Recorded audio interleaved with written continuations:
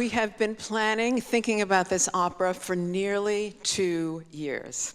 Operas just don't fall down from heaven.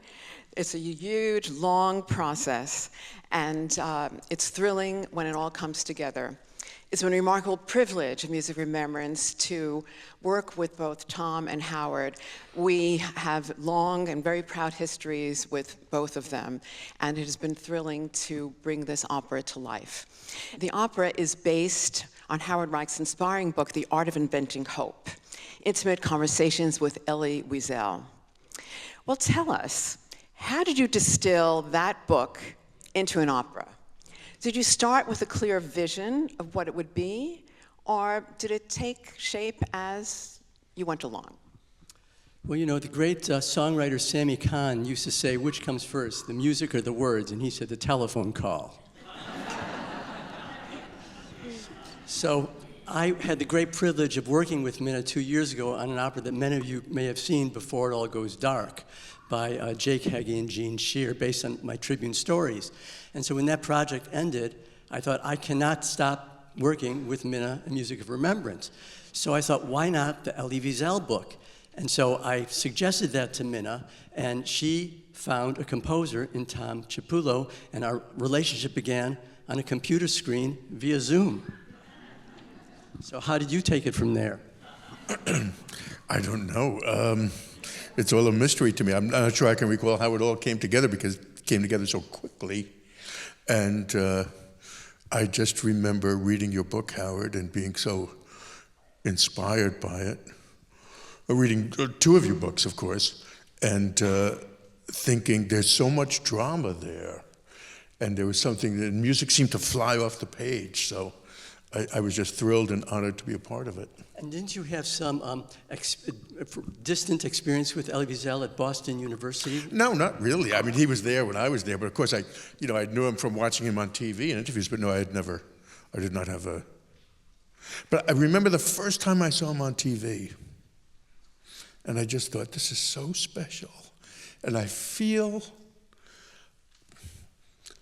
like something has changed within me in one moment. It was just so weird and so wonderfully alive.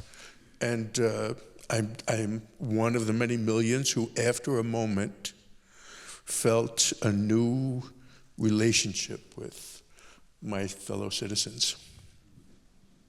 Did you start with a clear vision of what the opera would be? I mean, distilling a book into an opera, that's huge.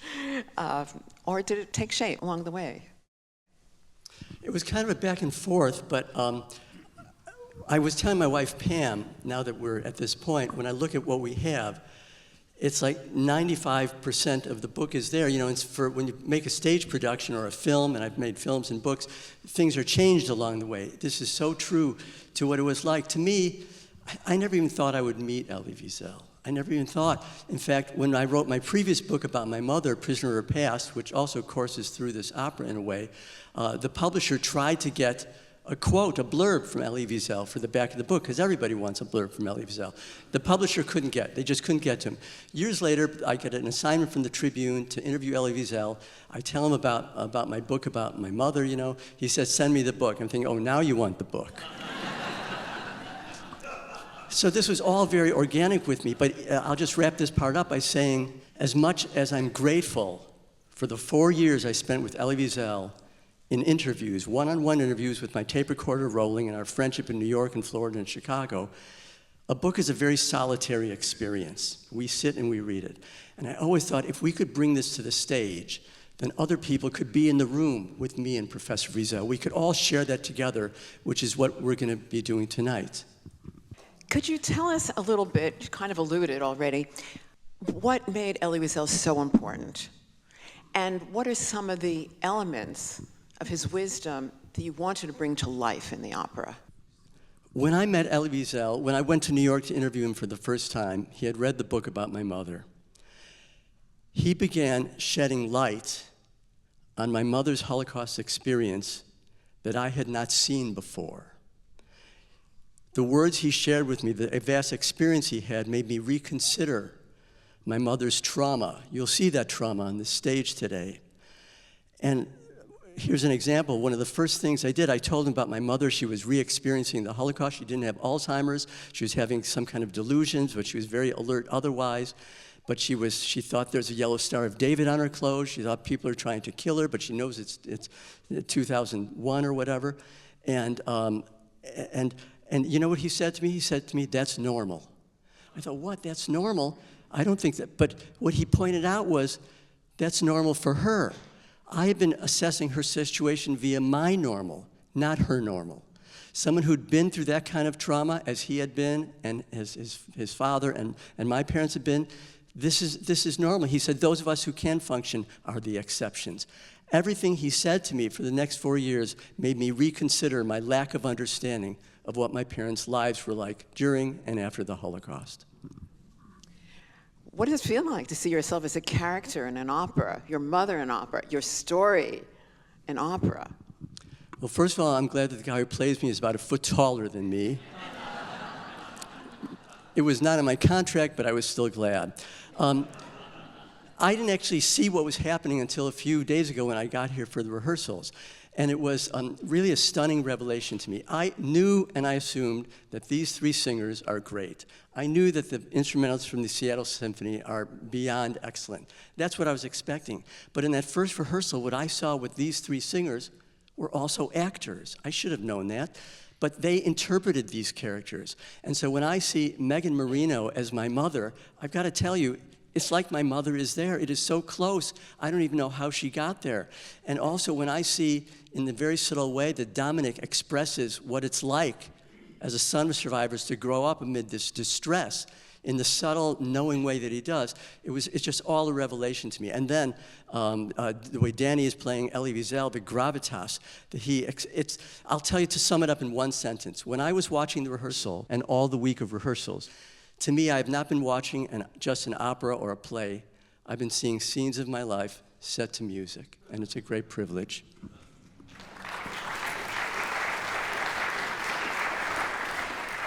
Well, talking about the music, Tom, what were some of the challenges you confronted in creating the Dialogue of Memories? This is not your first opera, and it's your third one for Music of Remembrance, starting from 2015.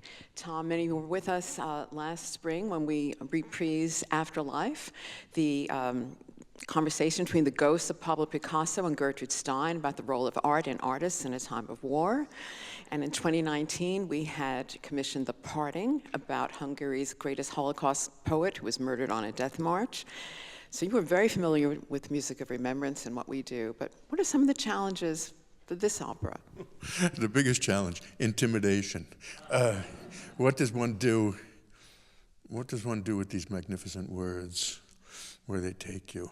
That's the greatest challenge, and that's also the greatest opportunity, because it brings forth all these emotions. And I couldn't figure my way into it. I was so scared of it. And then I kept saying, oh, it's going to be okay, because the performers are so great. You can do it. You can do it. They're so good, Music of Remembrance. But it was terrifying. And finally, I started to think of the music. I don't know where it came from, because a lot of this music is about childhood. Howard's childhood growing up, and of course, his mother's childhood, his mother's lost childhood. And that made me think, out of nowhere, of Robert Schumann's album for the young.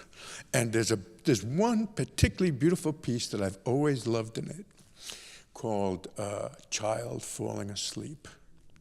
And I put that in. It starts off the opera with someone playing you. Did you play that when you were a kid?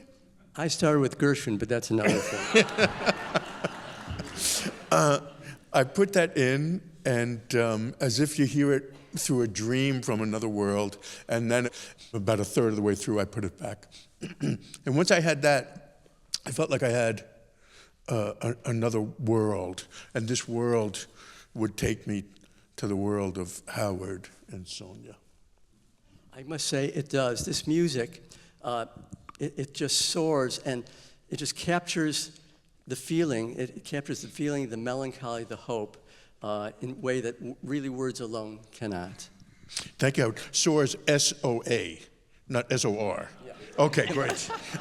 Okay, With wings. okay. Well, in January 2026, we had the privilege of workshopping sections of the opera at the San Francisco Conservatory of Music. I'm curious whether that workshop played a part in how you gave the opera its final shape. I hate workshops. I know you didn't want to go to this loathe one. them. I did not want to go. And I always think to myself, I know what I'm doing. I don't have to go see it. And you cannot believe how painful they are. You go through it, and then an invited audience comes up afterwards and tells you what's wrong with your show. It's just, after an hour, you've been slaving on this thing for months, and they come and they tell you, oh, you shouldn't do this. Anyway, I didn't want to go. And that's the truth. However, a person on the stage insisted I go. And if you've ever tried to say no to Mina, you know you can't. So, and I'm so thankful, because the thing about Mina, you want to say no, but you know she's right. You know she's right. So I went, and we arrived, and here are these, I can't call them students, they're young artists, they're phenomenal. I have a long history with San Francisco Conservatory of Music. Years and years ago, I won something called the Phyllis Wada Song Competition, and I met David Conti, wonderful composer, and Conrad Souza, great composer. And then years ago, they did my opera with Jose Maria Condemi directing, and Peter, the wonderful Peter, who's doing the images today, doing the media part of that opera. Anyway, we arrive, and these young singers, they're so professional. They know every line perfect. The first rehearsal, everything is perfect. But what the amazing thing is, then they come to me and say, you know, we could try it this way. We could do this. We could do that. And they give me all these ideas. I was thinking today, you know, the singers, these wonderful singers you're going to hear today, only got the piano vocal score in April. And in March, in late March, I didn't know these three characters, who was going to be the heartbeat of the opera. Because they're all sort of equal. You're all sort of equal characters. But something has to be the heartbeat. And it wasn't until I got to measure 772, if you're counting at home, that I discovered, to my surprise, which of the characters, they're all equally important, but there was one whose highs and whose lows are the essence of the opera. So I'll be curious if some members of the audience experience it the way I do. But I'm indebted to San Francisco Conservatory of Music and Heather Matthews and Kathy Cook for just bringing their expertise and all their great ideas. And they're wonderful, wonderful young artists. We're grateful to have that partnership with them. So, talking about the audience, what do you hope and want our audience to take away from the opera today?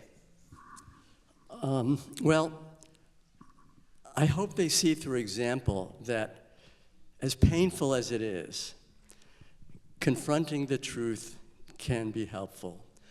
As I was growing up in Skokie, where there's so many Holocaust survivors, I found this story of the Holocaust overwhelming, and I really avoided it. I avoided it, and it wasn't until my mother had her breakdown that I finally had to confront this. And my parents said almost nothing to me about what happened to them. And this was typical. Most survivors did not want to burden us children with this, and they said they had no words for it, and they didn't want to relive the worst part of their lives. But by the end of it, when I started researching my mother's past, researching what happened to my father, writing the book, the film, all this, I wouldn't say it's quite cathartic, but it's helpful to know. I needed to know, and I'm just grateful that I had the opportunity. And now that I found it out, I wanted to express. I hope that people find.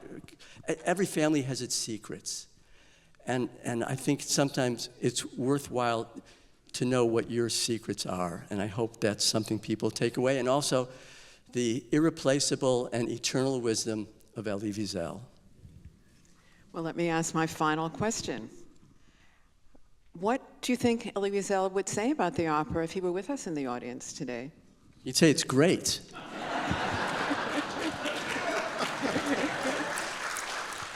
Elie Wiesel was a courageous beacon of humanity. And as we approach the 10th anniversary of his passing, his message of hope and compassion is so needed in the world today. With this inspiring opera, Music Remembrance hopes to play a small part in sharing Professor Wiesel's vision.